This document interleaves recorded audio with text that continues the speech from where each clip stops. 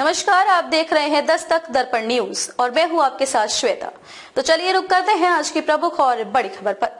राजस्थान की सीट पर बेहद कड़ा होता है मुकाबला। अब यहां दो दिग्गजों ने थामा बीजेपी का दामन। आगामी लोकसभा चुनाव से पहले राजनीतिक दलों में दल बदल का दौर जारी है। कुछ नेता कांग्रेस से बीजेपी तो कुछ बीजेपी से कांग्रेस में शामिल हो रहे हैं। उदयपुर में ऐसे ही नेताओं की अदला बदली चर्चा का विषय बन गई है। यहाँ चित्तौड़गढ़ जिले में आने वाली वल्लभनगर विधानसभा में 3 दिग्गज जो 3 अलग अलग पार्टियों में थे लेकिन अब बीजेपी में है। दरअसल उदयपुर की एकमात्र वल्लभनगर विधानसभा ऐसी सीट है जहाँ पिछले 2 विधानसभा चुनाव से त्रिकोणीय और चतुष्कोणीय मुकाबला हो रहा है। त्रिकोणीय मुकाबला कांग्रेस, बीजेपी और जनता सेना के बीच होता था। एक बार तो यहाँ हाल ही विधानसभा चुनाव से पहले वर्ष 2021 में हुए उपचुनाव में चतुष्कोणीय मुकाबला हुआ जिसमें आरएलपी का प्रत्याशी भी मैदान में उतारा।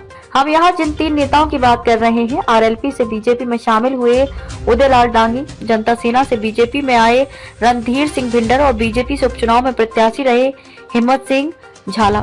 चर्चाएं हैं तीनों नेताओं के अलग अलग गुट हैं जिससे गुटबाजी हो सकती है। उदयलाल डांगी भारतीय जनता पार्टी में ही थे, एक बार विधायक भी बने लेकिन उपचुनाव में बीजेपी ने उनका टिकट काटकर अन्य को प्रत्याशी बना दिया। इसके बाद उदयलाल डांगी ने आरएलपी ज्वाइन की और विधानसभा चुनाव में मैदान में उतरे। यहाँ हार हुई थी। हाल ही विधानसभा चुनाव हुए जिसमें उदयलाल डांगी बीजेपी में शामिल हुए और वल्लभनगर विधानसभा से बीजेपी प्रत्याशी बने। चुनाव में उन्होंने जीत हासिल की और अभी विधायक हैं।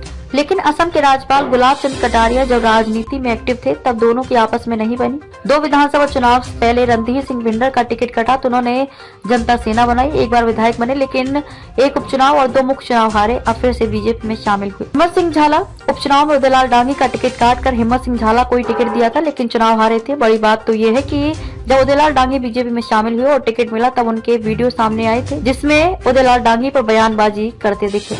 खबरों में अब तक के लिए बस इतना ही। फिर होगी आपसे मुलाकात ऐसी किसी बड़ी और खास खबर के साथ। तब तक के लिए नमस्कार और देखते रहिए दस्तक दर्पण न्यूज।